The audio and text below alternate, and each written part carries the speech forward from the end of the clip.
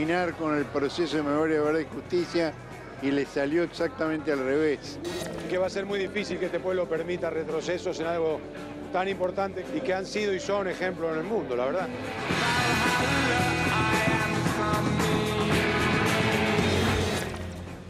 Este yuto, los dueños son de Macri, estas tierras, no solo este campo, ¿no?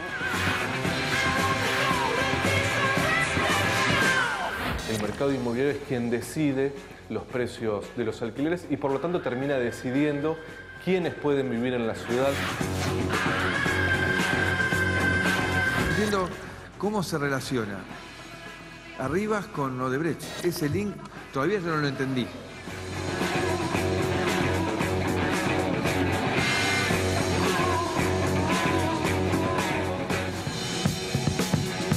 Enorme precio está pagando el gobierno de Cambiemos por intentar amnistiar a los genocidas. Acá están, Rosenkrantz, Rosati, Hayton de Nolasco y Mauricio Macri, el que dio la orden. Vos sabés que 7 de cada 10 argentinos aseguran que Macri dio la orden, más allá de que todos los medios de comunicación están tratando de sacarlo del medio. Vos sabés que ayer se hizo una encuesta. Una de las encuestadoras amigas de Mauricio Macri dicen que perdió por esta decisión 5 puntos y que solamente está en 37% de imagen positiva.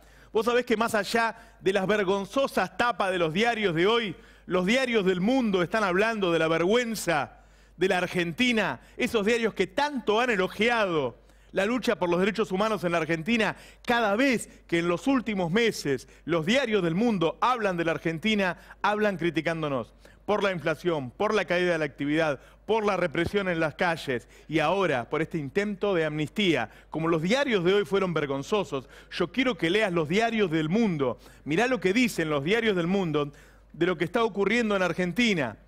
Este es el Washington Post, Estados Unidos, 10 de mayo. Los argentinos se unen contra una ley que ayuda a criminales de lesa humanidad. Los argentinos se mostraron indignados por la decisión de la semana pasada de la Suprema Corte que redujo la sentencia de un criminal de lesa humanidad basado en la interpretación de una ley derogada. Los medios del mundo criticando a la Argentina, queríamos volver al mundo, ahí volvimos al mundo. Mostrame otro, Charlie. ¿Qué dicen los diarios del mundo hoy en la Argentina? El New York Times, acá está. Argentinos unidos contra una ley que ayuda a criminales de lesa humanidad. Hoy el principal diario de los Estados Unidos. Miles de argentinos de todas las edades y partidos políticos opuestos se unieron en este miércoles para protestar contra un fallo de la Suprema Corte que muchos temían que podía desencadenar la liberación de criminales condenados por la violación de derechos humanos. Los diarios del mundo no dicen lo mismo que Clarín, un vergonzoso título de Clarín de hoy, hablando bien del presidente con respecto a esto. Vamos a ver más, Charlie. ¿Qué dice el diario Liberation de Francia? Buenos Aires, 500.000 de pañuelos blancos en las calles contra la impunidad. Nunca más.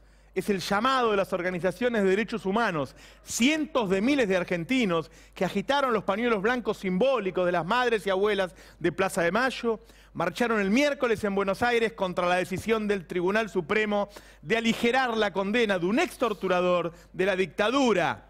No podemos leer más Clarín. ¿Te acordás del diario Irigoyen? Clarín es el diario de los engañados de la Argentina. Leamos los diarios internacionales. Poneme otro, Charlie. Corriere della Sera, Italia. El mundo se ocupó de esta vergüenza. Argentina. Miles en Plaza de Mayo contra la reducción de su condena a los militares.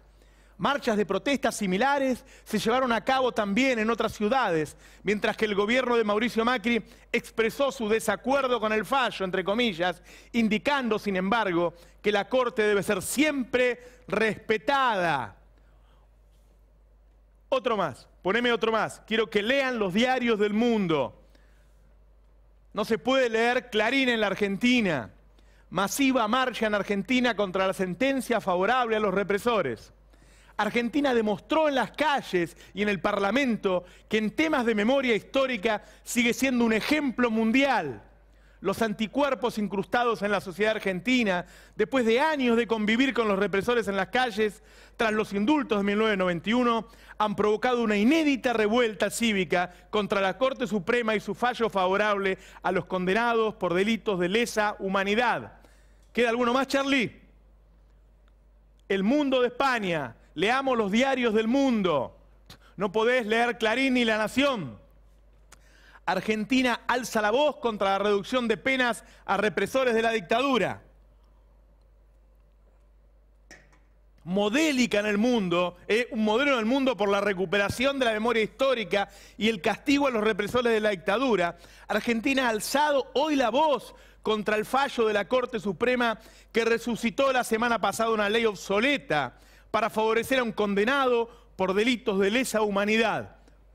The Guardian, Reino Unido. Ahí está. Furia en Argentina contra un fallo que podría dejar libre a violadores de los derechos humanos. Activistas en la Argentina respondieron con furia luego que 2 jueces de la Suprema Corte nombrados por el presidente Mauricio Macri votaran a favor de un fallo que le abre la puerta a la temprana liberación de cientos de criminales condenados por la violación de derechos humanos. 2 jueces nombrados por Mauricio Macri y una jueza que debería haberse jubilado a los 75 años, pero que Mauricio Macri dejó, quisieron amnistiar a los genocidas. Y todo el mundo está llamando la atención. Está llamando la atención por los Panama Papers de Macri. Porque hay un montón de funcionarios, que están apareciendo en el escándalo del Lava Jato en Brasil. Los medios del mundo están hablando de la represión en las calles, están hablando del hambre en la Argentina, están hablando de Milagro Sala, la presa política en Argentina, y están hablando ahora de este intento de amnistía del gobierno de Mauricio Macri.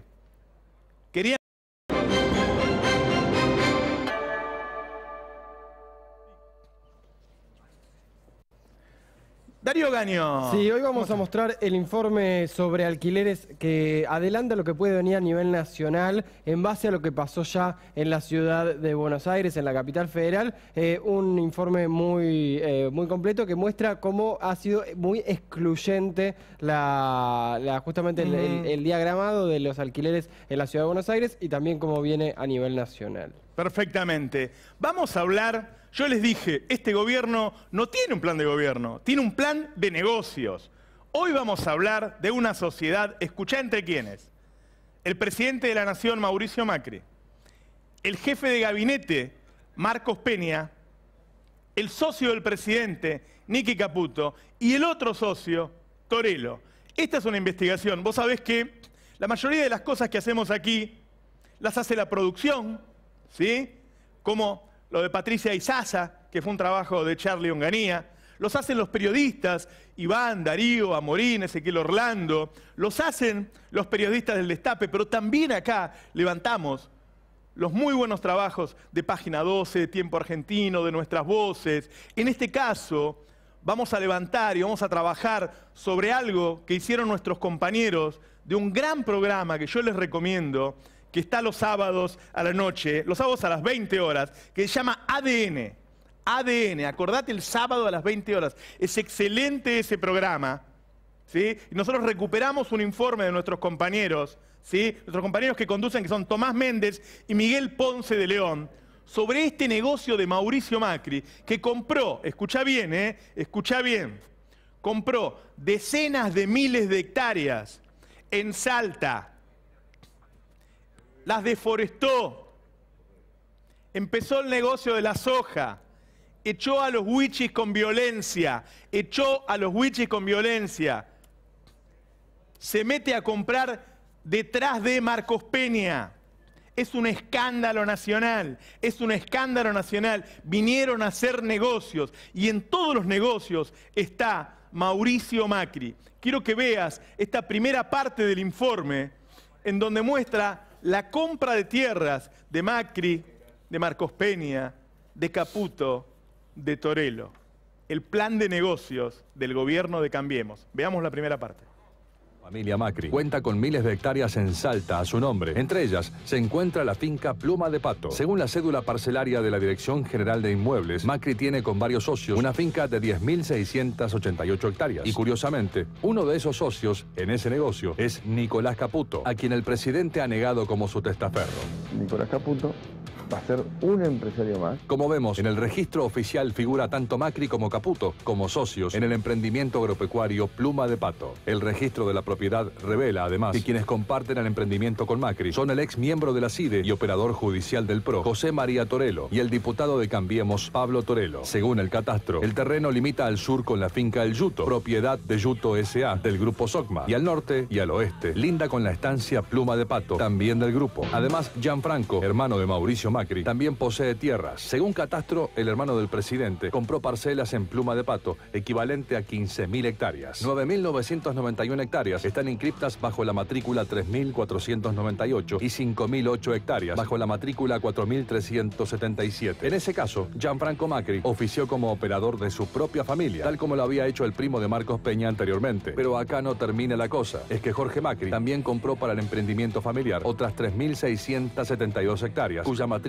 es la 452. Hasta acá, la familia pone la cara. Pero como ya vimos que uno de los socios negados es Nicolás Caputo, que figura en la misma empresa que Mauricio, podemos inferir que las compras que realizó Nicolás en la misma zona tienen que ver con lo mismo. Nicolás Caputo es un hermano de la vida. Por eso es bueno repasar que Caputo adquirió 3.800 hectáreas a $4 millones, según figura en escritura con la matrícula 7.598. Así las cosas. Si a las 20.000 hectáreas que compró como operador Peña Brown le sumamos las 22.400 de esta compra familiar, ya suman entre los amigos más de 42.400 hectáreas en el sufrido norte argentino. O sea, 2 veces la superficie de la ciudad de Buenos Aires. 2 veces la ciudad de Buenos Aires. Macri y sus amigos vinieron a hacer negocios y se están comprando media Salta, echando a los huichis, comprando a precios viles. Acá está, más de 42.400 hectáreas, 2 veces la superficie de la ciudad de Buenos Aires. Vinieron a hacer negocios, ni siquiera son un gobierno neoliberal, son una banda que vinieron a hacer negocios. Ahí viste los documentos de la investigación del programa ADN. Ahí está Macri, ahí está Marcos Peña. Por eso nos ataca Marcos Peña todo el día, cada vez con más violencia y más agresividad. Ahí está Nicky Caputo, el socio del presidente. Ahí está Torello, el socio del presidente. Mirá lo que compraron, mirá lo que compraron. Ahora, ¿quiénes vivían en esas tierras? ¿De quién son esas tierras con las que se está quedando el presidente que vos creés que vino a cambiarte la vida para mejor? Mirá la segunda parte de este informe. Hay un niño en la casa. Muchas veces ya el chico llora, pide para comer, y por ahí uno no tiene, y bueno, te da lástima porque es un hijo nuestro. No tenemos agua ni para regar tampoco. Queremos plantar una plantación, pero no tenemos cómo. Que necesitamos pozos de agua aquí. Hace cuántos años que estamos luchando, queriendo. Pedimos al gobierno de agua porque eso es importante. Con eso podemos sembrar. Y queremos tema de agua, que no suframos aquí todo. Y ahora no tenemos agua.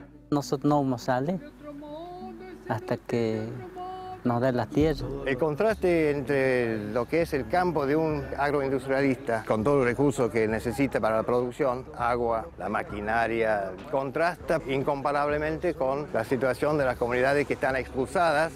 Aquí se puede sembrar tomate, pimienta, pero el problema es que nosotros no podemos conseguir las semillas. De una forma sustentable ya desde miles de años, pero que de un día para otro se ve cortado y que se le da el punto cero, se le da el punto final. Carneamos algunos animalitos y se ponemos a hacer charque. Este es el carnecito, ¿ves? Por ejemplo, se le pasa el cuchillo bien filoso, tal que no nos pegue el dedito nomás, ¿ves? Se lo pasa el cuchillo y luego ya cuando esté preparado, todo listo, y luego se lo pasa el sal. No, para que no se haga, no le entre algunos virus, para que se seque muy tranquilamente, que no tenga ningún tipo de problema esta carne. Hace poco nosotros hemos juntado ají del monte. Juntamos más o menos 6 kilos, 5 kilos para vender. 50 pesos el kilo. Ya con eso ya puede comprar puchero, harina para mantener la familia. Esa opinión calumniosa que se les achaca de ser vagos a los indígenas cazadores recolectores tipo Wichí es sinceramente lo más vil imaginable. Trabajo en la curtiembre. Yo curto los cueros para vender los cueros. El proceso de los cueros yo no uso químicos de la fábrica. Uso las cáscaras de cebil, el árbol cáscara de cebil. Yo tengo que moler hasta que quede como harina. Entonces con eso tiño los cueros. Porque si no son los Wichí quienes han sostenido la economía del país o de la provincia mínimamente, con la producción de madera, con su mano de obra en los ingenios, se está recurriendo al laburo Wichí desde siglos.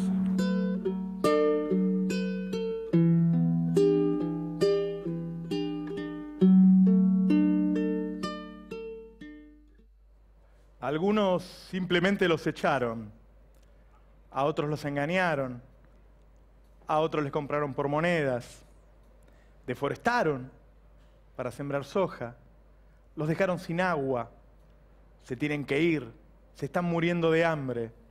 Hubo gobiernos que no se han ocupado como corresponde de nuestros pueblos originarios.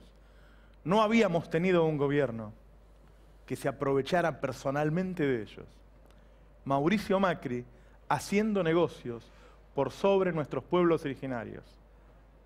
Mauricio Macri robándole a nuestros pueblos originarios, con sus socios de toda la vida, con Marcos Peña.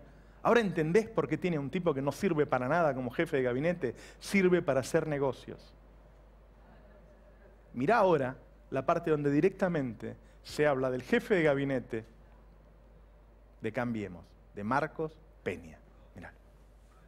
La Sociedad Anónima Yuto, propiedad de SOCMA, o lo que es lo mismo, la familia Macri, es actualmente poseedora de miles de hectáreas en Salta y es uno de los principales responsables por el desmonte según Greenpeace y la expulsión de los wichís de sus tierras. El titular de estas extensiones de tierra muy cercanas al límite de Bolivia y Paraguay es Alejandro Jaime Brown Peña, primo segundo del jefe de gabinete Marcos Peña. En los años 90, la familia Macri compró a través de Yuto S.A. miles de hectáreas de tierra en el norte. Una de esas fincas es El Yuto, que fue comprada, según figuran los registros, por el operador de la familia Macri, Alejandro Jaime Brown Peña, primo de Marcos. En total, Brown Peña compró para él o para Macri más de 20.000 hectáreas, de las cuales fueron desmontadas cerca de 6.000. De acuerdo a los registros catastrales, Peña Brown registró a su nombre 6.741 hectáreas con la matrícula 24.516 y otras 6.741 hectáreas con la matrícula 24.517 y además con la matrícula 30.309 inscribió 1.717 hectáreas. Como si esto fuera poco, luego adquirió 3.295 hectáreas con la matrícula 30.311. Eso sí, todas las hectáreas que Peña Brown compró para sí o para Macri recibieron una concesión de agua especial para riego. Entonces, mientras a los wichís se les niega el acceso al agua, los campos de Peña Brown obtienen una concesión de agua para irrigación con una dotación de 2.699 litros por segundo a derivar del río Bermejo.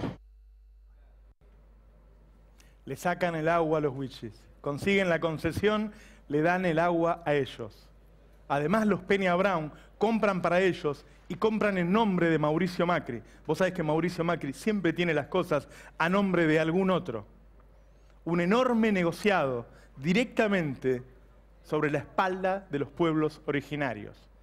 Más de 40.000 hectáreas se están quedando con Salta.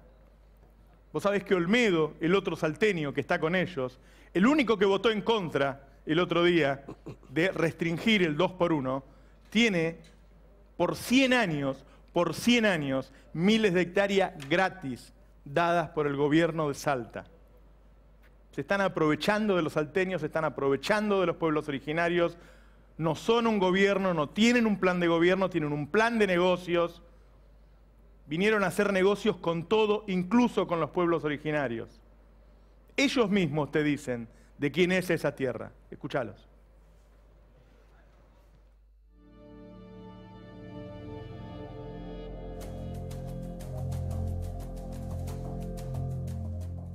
El yuto, los dueños son de Macri, estas tierras. No solo este campo, ¿no? Hay un montón, digamos, de campos que ya están, digamos, registrados y que sabemos que tienen que ver, y muchos también con los que hoy están liderando la política nacional. Está la señora del presidente de la nación, de don Macri.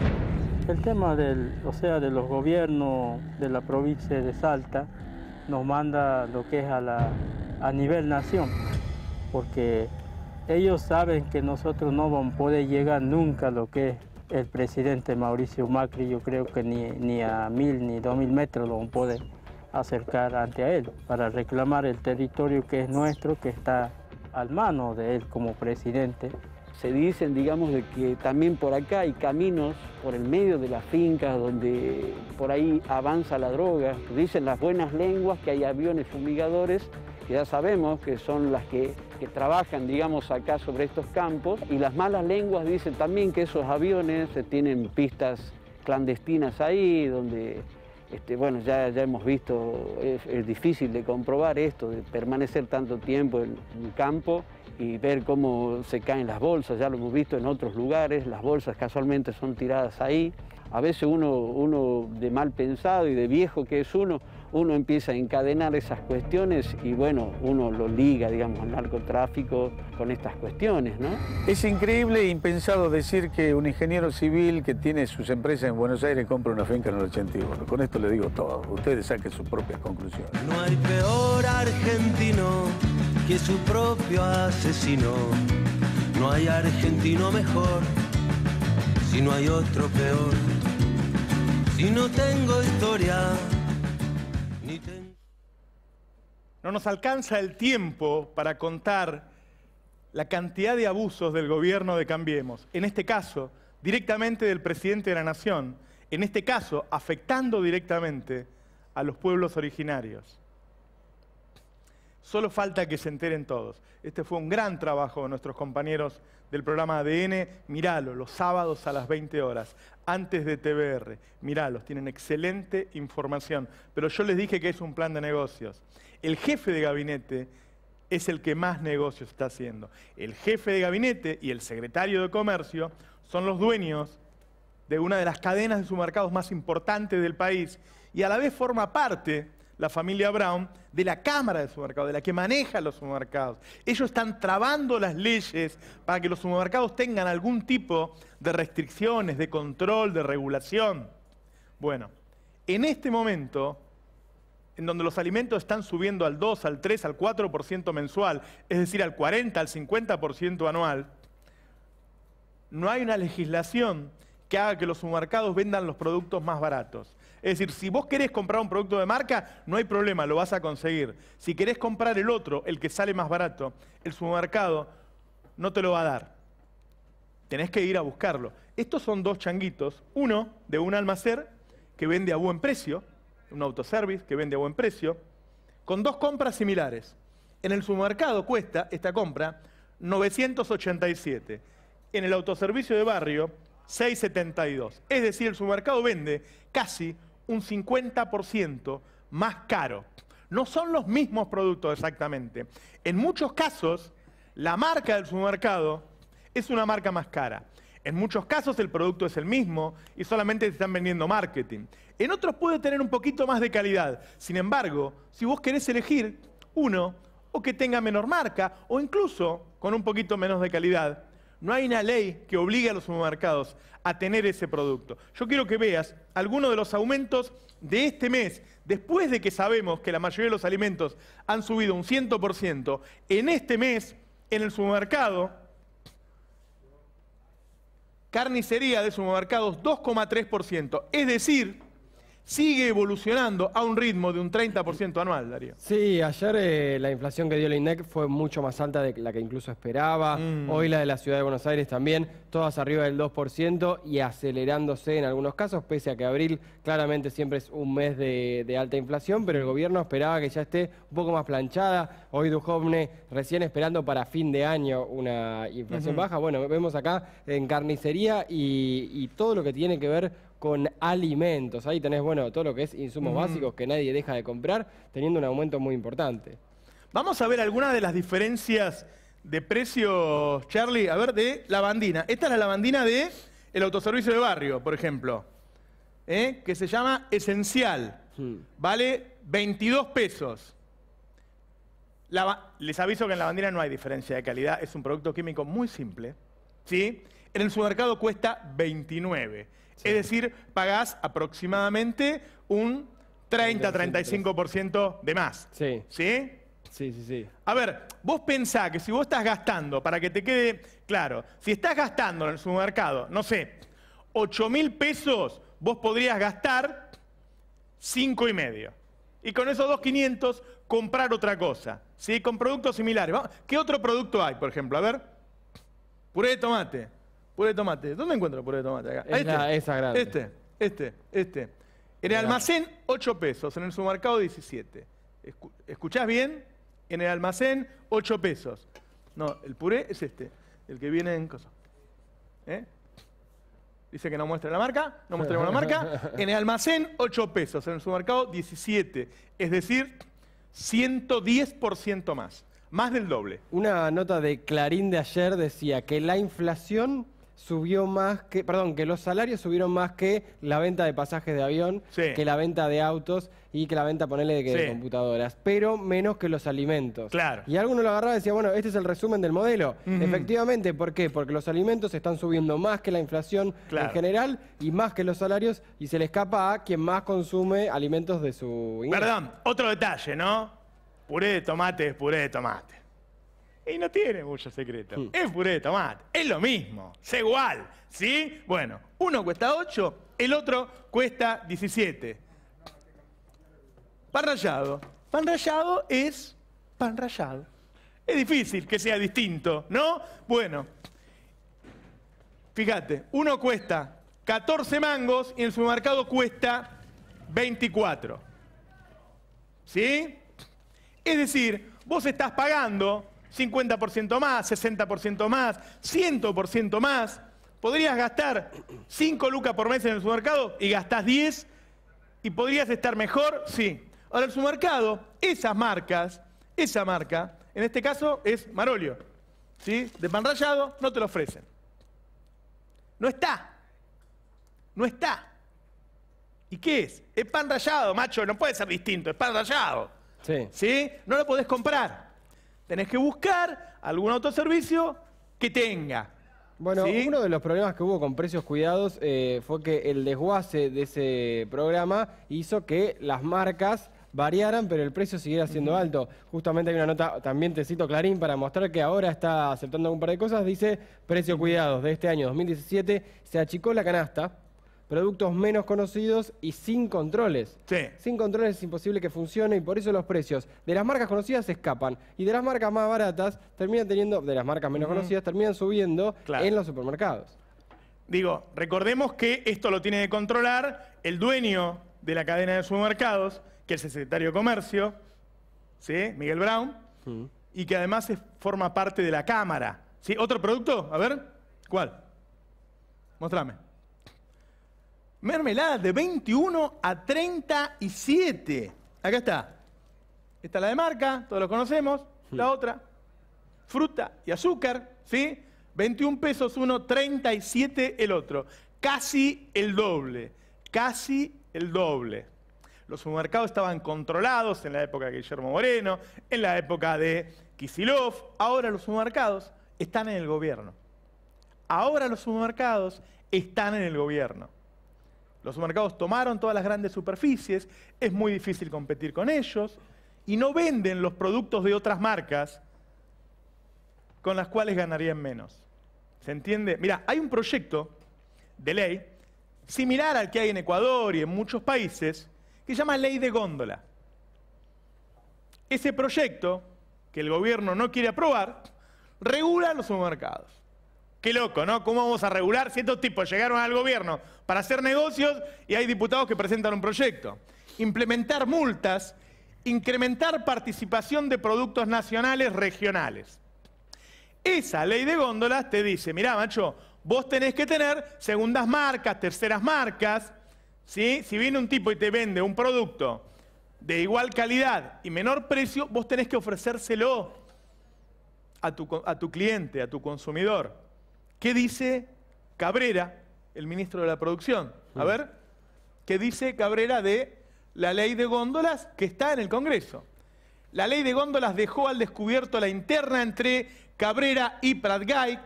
Cabrera fue categórico, dijo que el gobierno no aplicará la ley de góndolas que usó Correa en Ecuador para frenar la inflación. Es decir, nada es casual, no tiene que ver con el pasado, no tiene que ver con el exterior, son decisiones políticas. Estos tipos tienen un plan de negocios, uno de los negocios son las cadenas de supermercados, por lo tanto, vos pagás de más. Así es. En otro del capítulo de estas leyes que el gobierno prefiere dejar pasar, cajonear, esperar que se caigan, como se dice, ahí está el tema de la ley de alquileres, que se empezó a discutir esta semana en la Cámara Baja y veremos cómo se desarrolla. Ahora les cuento los detalles, pero vamos a escuchar, lo escuchamos la semana pasada, pero este es un segmento de lujo que consiguió acá la producción, Charlie, obviamente, que es el titular de la Cámara de Inmobiliarias diciendo cómo ven las inmobiliarias la ley, o aunque sean las más grandes, y cómo la estaban aplicando. Y hay que hacer la denuncia. Esto es lo mismo que usted vaya a comprar un televisor y paga y no le dan la factura por el televisor. Es exactamente lo mismo. Bueno, hay que dar factura por los servicios que se prestan. Es lo mismo, pero en la práctica no lo de es. los servicios que se prestan, Totalmente, ¿no? De todos, De absolutamente. todo. Y cobras de un todo. mes de comisión, no Cobro 2. 4,15. ¿Nunca cobraste 2? Antiguamente sí. ¿Cuando estaba la ley vigente? Antiguamente sí. ¿Violaste la ley? Sí, como la mayoría del mercado ¿Y vos me estás inmobiliario. diciendo que yo haga la denuncia cuando vos violás la ley? No, no violo. Antiguamente cobrábamos 2 meses. Cuando estaba la ley vigente de un mes. 2 meses. Vos me estás diciendo que yo vaya a denunciar, pero vos estás aceptando que no cumplías la ley. Hay que denunciarlo. ¿No hay que cumplir la ley primero? Hay que cumplir la ley, perfectamente de acuerdo. Me gusta más la parte en la que dice hay que cumplir la ley que la parte Sí. que admite que no estaba cumpliendo Digo, la ley. estos son los temas centrales de hoy, ¿no? O sea, el precio de los alimentos, el precio de los alquileres.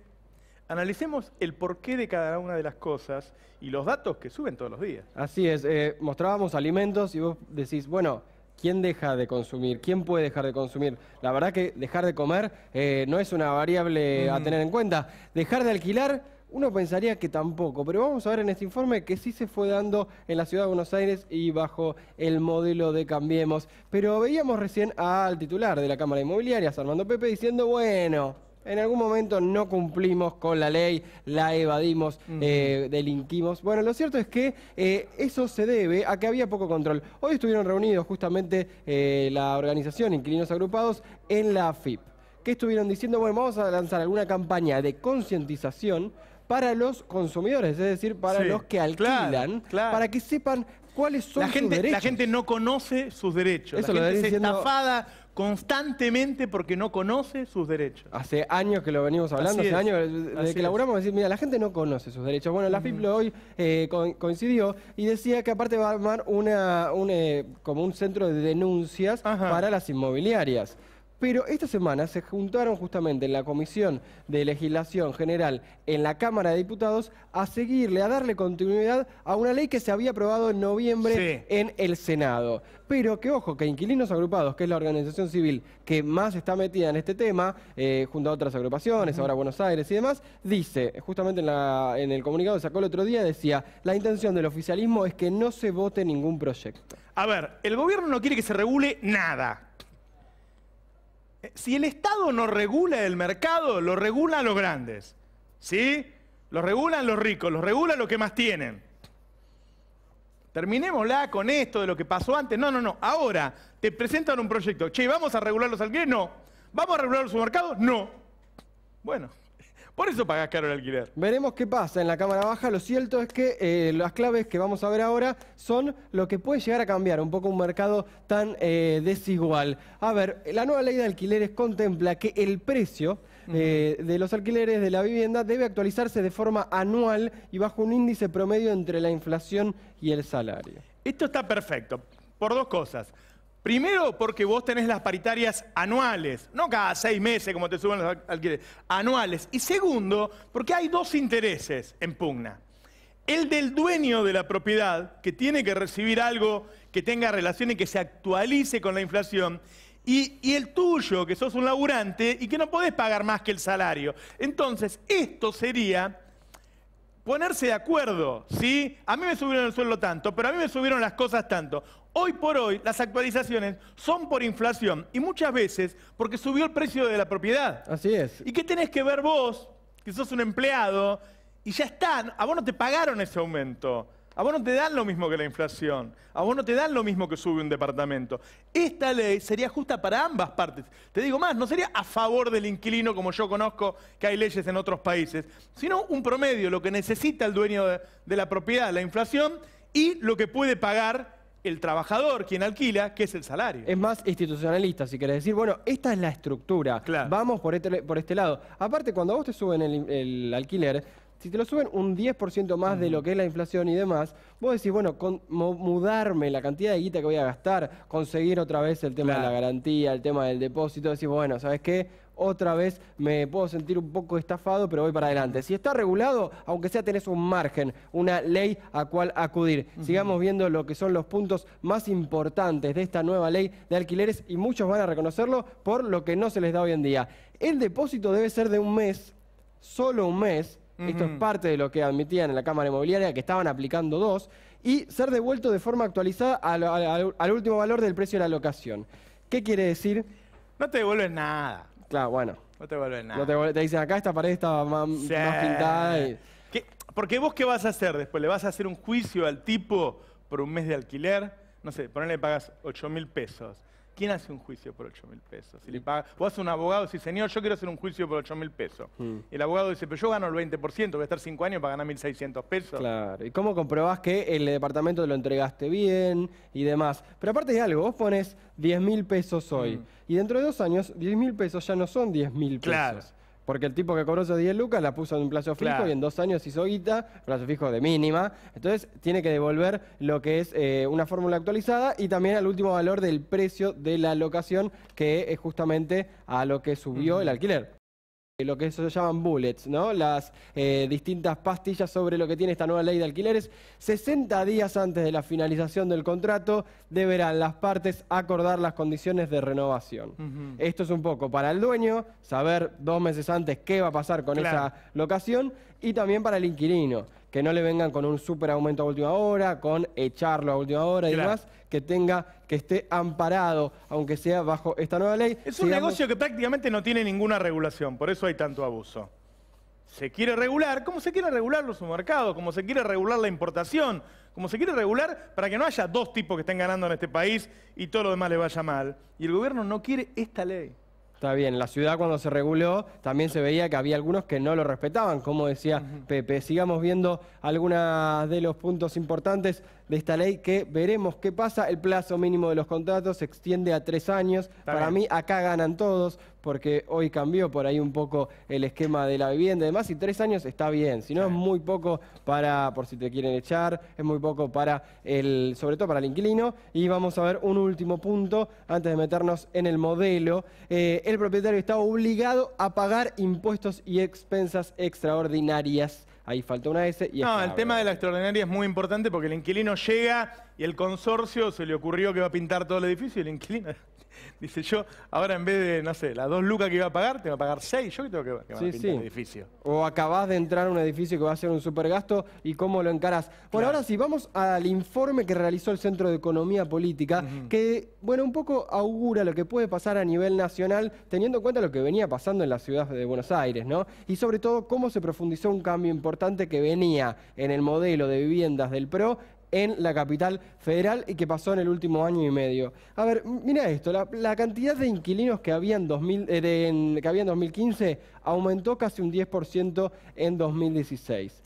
La cantidad, ¿no? Esto quiere decir que ya igual con Cambiemos al poder, hay más gente alquilando, en porcentaje también pasó lo mismo, y Esto se va a contrastar fuerte con el dato que les voy a mostrar ahora, que es, del 30% que tiene menos ingresos, mirá la cantidad que alquilaba antes y la cantidad que alquila ahora. Estos son los más pobres en la ciudad de Buenos Aires. Que ya no pueden pagar un alquiler. Aumentaba 16%, alquilaban un 16% y ahora alquilan un 8%. Esto te lo adelantaba el otro día. ¿Qué pasa con ese 8%? Que es una cantidad importante de gente. No es que se empezó a comprar casas. Podés ir a vivir con tu vieja o no sé, o Por eso. otros se van a una pensión. O se van de la ciudad de Buenos Aires. Otros se van de la ciudad de Buenos Aires. Y en algunos, bueno, obviamente acá están dentro de la estadística, pero eso es lo que está pasando. Son expulsados y sumando, si que se quiere, a la Ya regla. no pueden pagar un alquiler. Tal cual. La mitad de los que alquilaban de menores ingresos ya no pueden pagar el Ya alquiler. no pueden pagar el alquiler, son expulsados del esquema. Bueno, esto es lo que advierte el Centro de Economía Política, que puede seguir pasando a nivel nacional. El tema ahí es quién ampara a esa gente que queda afuera del sistema. Excelente. Bueno, vamos a ver de nuevo entonces Armando Pepe, titular de la Cámara Inmobiliaria, diciendo, ojo, que no siempre las dos partes cumplen la ley. Y hay que hacer la denuncia. Esto es lo mismo que usted vaya a comprar un televisor y paga y no le dan la factura por el televisor. Es exactamente lo mismo. Bueno, hay que dar factura por los Mirá vos. servicios que se prestan. Es lo mismo, pero en la práctica no lo de los es. servicios que se prestan, Totalmente, de todos, ¿no? De todo. absolutamente. Y cobras de un todo. mes de comisión, no Cobro 2. 4,15. ¿Nunca cobraste 2? Antiguamente sí. ¿Cuando estaba la ley vigente? Antiguamente sí. ¿Violaste la ley? Sí, como la mayoría del mercado ¿Y vos me estás inmobiliario. diciendo que yo haga la denuncia cuando vos violas la ley? No, no violo. Antiguamente cobrábamos 2 meses. Cuando estaba la ley Antiguamente vigente de un cobrábamos mes. 2 meses. Vos me estás diciendo que yo vaya a denunciar, pero vos estás aceptando que no cumplías la ley. Hay que denunciarlo. ¿No hay que cumplir la ley primero? Hay que cumplir la ley, perfectamente de acuerdo. Vamos a cambiar de tema. Está mi colega Irina Hauser. ¿Cómo te va? Hola. ¿Qué tal? Muy bien. Bueno, el tema es, a ver, ¿qué pasó en la Corte antes, durante y después del fallo este? A ver, mostrar el libro para que sepan que nuestra colega Irina Hauser es claramente, si no la que más conoce de la Corte, una de las que más sabe de la Corte. Nosotros hablamos, la leemos a ella y contamos lo que dice ella. Bueno, gracias. ¿Qué pasó antes, qué pasó durante y después? En la cocina de la Corte, hasta ahora las cuestiones que tenían que ver con pedidos de 2 por 1 de acusados de delitos de lesa humanidad se rechazaban de manera prácticamente automática con una fórmula que se llama 280, que es un artículo del Código Procesal Civil, que es el que les permite a los jueces no argumentar nada cuando toman una decisión. Hasta ahora se rechazaban así y quedaban los represores en la situación en la que estaban sin ninguna clase de beneficio. Había, para el caso de Luis Muiña, que es el que se discutió en esta ocasión, un proyecto redactado por la Secretaría Penal que decía lo mismo, era un 280, rechazaba esto, ese proyecto estaba. Pero bueno, se ve que algún juez supremo que estaba atento a determinadas cuestiones, me estoy refiriendo a Carlos Rosenkrantz, que es uno de los jueces designados por Mauricio Macri, junto con Horacio Rosati. Aclaremos que, bueno, que los jueces que firman estas sentencias son Horacio Rosati, Carlos Rosenkrantz, que son los designados por Mauricio Macri, que intentó, además, que designarlos por decreto, ¿no? Sin pasar por el Senado, más la jueza Elena Hayton de Nolasco. Que Elena Hayton de Nolasco es la jueza que a fin de este año cumple 75 años y que inició una causa para poder continuar en el cargo, y que gracias a que el gobierno actual no apeló esa decisión, ella puede continuar. Le debe ese favor. Le debe. Todos estos jueces tienen alguna deuda con el gobierno. Bueno, Carlos Rosenkrantz es el que se interesó en agarrar este tema. Y fue decir, abogado de Clarín. Fue abogado en múltiples empresas. Su estudio representó al grupo Clarín en el juicio de la ley de medios. Y en otro vinculado con Fivertel también. Y tiene además un buen vínculo con el gobierno y es el de los jueces de la Corte, es el más afín desde el punto de vista ideológico, ¿no? ¿Y él empezó con esto, decís vos? Él empezó con esto. A pesar de que hay una teoría un poco conspirativa que dice que no, que fue Lorenzetti, que como está pasando un mal momento por las denuncias que en su contra, empezando por las de Lisa Carrió, y está pasando un mal momento interno. O sea, hay como una mirada más, una interpretación más maquiavélica de que fue Lorenzetti que armó todo para dejar todo esto para dejar en evidencia a sus colegas. La información que yo tengo es que no, que este tema lo agarró Rosenkrantz y que dijo, no, hagamos un voto fundado, no hagamos un 280. Y terminó forzando una discusión adentro de la Corte en la que, bueno, al llevar agua para su molino, puso de su lado, logró poner de su lado a Rosati y a Elena Hayton, cada uno con sus motivaciones. Sí. Rosati con un voto muy impresionante, porque hace como una especie de mea culpa moral por la decisión que está tomando, ¿no? Como si hasta él mismo viera en el tema algo inesperado. Y de alguna manera le termina imponiendo en la agenda esto a Lorenzetti. Lorenzetti, como presidente de la Corte, es el que decide por dónde va la agenda, claro. Cuáles son los temas prioritarios, ahora el próximo acuerdo va este. Y acá quedó forzada una discusión donde bueno, aparecieron 3 jueces llevando argumentos para conceder el beneficio del 2x1 a un represor, y tuvieron que salir a argumentar también Lorenzetti y Maqueda. Para Lorenzetti era muy difícil salirse de su vieja postura que incluso la llevó a los discursos como presidente de la Corte, ¿no? Que es algo muy importante, porque por ahí la gente que no conoce de cerca el paño judicial no lo entiende, pero cuando el presidente de la Corte le habla a la corporación judicial, les está bajando línea. Claro. Y desde el día que Lorenzetti dijo ante toda la corporación judicial que en los juicios de lesa humanidad no había marcha atrás, eso fue prácticamente una directiva. Claro. Y empezaron a avanzar los juicios. Junto con eso que además la Corte, en su conformación anterior, declaró la inconstitucionalidad de las leyes de punto final de evidencia de vida, que fue lo que permitió que arrancaran finalmente los juicios de lesa humanidad que estuvieron entre paréntesis durante 30 años generando un lapso extensísimo de impunidad, ¿no? Lorenzetti tenía este discurso y Lorenzetti además lo llevó a todas sus sentencias. Cada vez que habló sobre la cuestión de... sobre distintas cuestiones que tuvieran que ver con reclamos de los juicios de lesa humanidad, se remitía a los mismos argumentos. Y un argumento muy importante, que es el que aparece en boca de él y de Maqueda en esta oportunidad, es que los delitos de lesa humanidad no son amnistiables y no son indultables. Y esto es así porque lo dicen los pactos internacionales que nuestro país suscribe, pero también pues tenemos una ley que lo dice, que se votó en el año 2015. Entonces Lorenzetti no podía moverse de esa posición, era evidente, ¿no? Entonces a lo que voy es a que el tema entra al acuerdo muy empujado por Rosenkrantz, ¿no? Y bastante a pesar de Lorenzetti, que lo que terminó haciendo fue poner su posición. Que es en principio el de mayor relación con el gobierno nacional y con el Grupo Clarín. En principio es. Ahora vos me decís en los últimos días, ¿y nadie le avisó al gobierno? ¿Los agarraron tan desprevenidos como pareció? Bueno, de hecho la primera reacción fue a favor del secretario de Derechos Humanos. El primero que habló fue Claudio Abruj, que además tuve oportunidad yo de hablar, de hablar en ese momento con él, porque lo entrevisté en la radio, y lo primero que dijo fue, hay que acatar el fallo, pero lo dijo con una claridad implacable, ¿no? Y hay que acatar el fallo, es además una típica respuesta judicial, que digamos, jactada de tecnicismo frente a estas circunstancias. Después la respuesta multisectorial y de toda la sociedad fue tan fuerte, nadie se lo esperaba. No se lo esperaba la Corte, no se lo esperaba ahora nadie, va a haber una mirada de la sociedad sobre esta Corte, digo, no sé si está condicionada, cómo se puede decir, pero... Sí, evidentemente está condicionada. Y te digo que al día de hoy ya están viendo si tienen alguna manera de salir de esto. Hay una manera que es casi natural, te diría. En la Corte hay otros planteos de 2x1, de otros acusados de lesa humanidad. No, hay pendientes de resolución, ¿no? ¿Qué van a hacer con esos planteos de 2x1? Ahí es donde se pueden llegar a parar y donde vamos a ver qué dicen respecto de la ley que fue votada en diputados y en el Senado.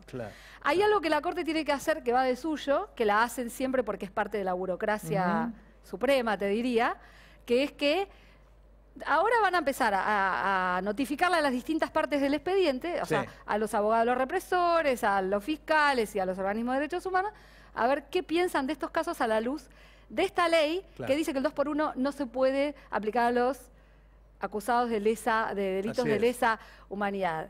Entonces es probable que ahí la Corte tenga una salida para tal vez virar un poco su posición. Te diría que están preocupados. La jueza Hayton está bastante afectada porque cambió además su posición rotundamente, porque estuvo durante años defendiendo el avance de los juicios y esto cambia enormemente el sentido, ¿no? Así que es probable que ahí tengan una oportunidad la Corte o para cambiar de criterio o para reafirmar lo que ya dijeron. Irina, muchas gracias. Gracias a vos. Esperá, quiero mostrar el libro de Irina nuevamente, se los recomiendo muchísimo. ¿Sí? Se presenta este sábado. Este sábado. En la Feria del Libro. Darío. Sí, volvió el bolillero a El Destape. Tenemos hoy un funcionario que se ganó estar ahí en el bolillero y vamos a hablar de ese tema en un minutito, ¿no? Ya volvemos, dale.